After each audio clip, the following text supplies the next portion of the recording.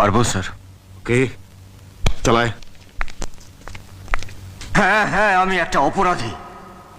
এই সমাজের বুকে আমি একটা কলঙ্ক। আমি জানি যে তুমি আমাকে ঘেন্না করো, আমাকে তুমি একটা ঘৃণ্য মানুষ ভাবো, কিন্তু কোনো মানুষ তার নিজের ইচ্ছে খারাপ হয় না। কোনো মানুষ তার মায়ের গর্ভের থেকে খারাপ হয়ে জন্মায় না। কোনো চোর আনন্দে চুরি করে না, কোনো ডাকাত আনন্দে ডাকাতি করে না, কোনো বেশ্যা তার নিজের ইচ্ছাতে নিজের শরীর বেচে না। সময় আর পরিস্থিতি একটা মানুষকে খারাপ করে। তুমি খুব ভালো করে জানো যে একটা দরিদ্র মৃত মানুষের ভাগ্যে একটা চিতার কাঠও চটে না।